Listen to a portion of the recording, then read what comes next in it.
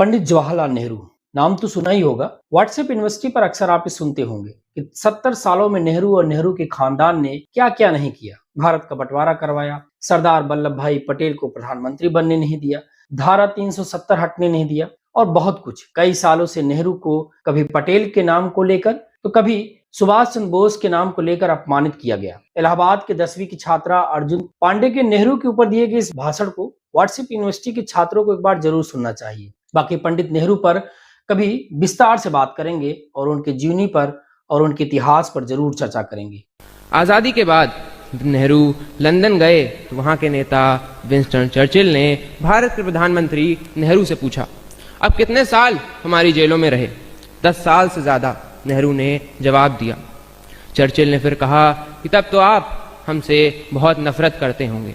तो इस पर नेहरू ने कहा, आप गलत कह रहे हैं मिस्टर चर्चिल। हमने एक ऐसे नेता के नेतृत्व में काम किया जिसने हमें 2 चीज़ें सिखाई, कभी किसी से डरना मत और कभी किसी से नफरत मत करना। जब हम तब आपसे डरे नहीं तो अब हम आपसे नफरत क्यों करेंगे? आज इसी नेहरू को ऐसे प्रदर्शित किया जा रहा है जैसे वो इस देश के शत्रु थे।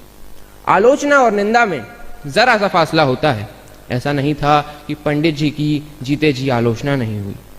यहाँ तक कि नेहरू जी ने खुद चाणक्य के नाम से लेख लिखे और खुद अपनी ही आलोचना की।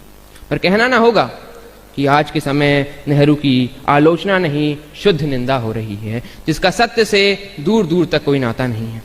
ये निंदा एक कौम के रूप में हमारी खुदगर्जी भी प्रदर्शित कर रही है कि किस तरह हम अपने देश के सबसे बड़े नायक, जो देश की आज़ादी के लिए 10 साल से भी ज़्यादा जेल में रहा, जिसने देश के उत्थान के लिए सर्वस्व लगाया, उस पर एक बेहद पतित तरीके से बात कर रहे हैं।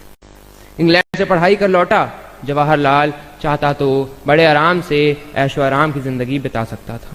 देखते ही देखते कैम्ब्रिज से पढ़ा लड़का गांव-गांव जाकर किसानों की सभाएं करने लगा और किसानों का नेता बन गया। सरदार पटेल ने भी 1935 में इलाहाबाद की एक सभा में कहा कि किसानों की किसी ने इतनी सेवा नहीं की है जितनी पंडित नेहरू और उनकी पत्नी कमला नेहरू ने की है। नेहरू की ये सादगी और देशवासियों के लिए उनका प्रेम प्रधानमंत्री बनने के बाद भी नहीं बदला।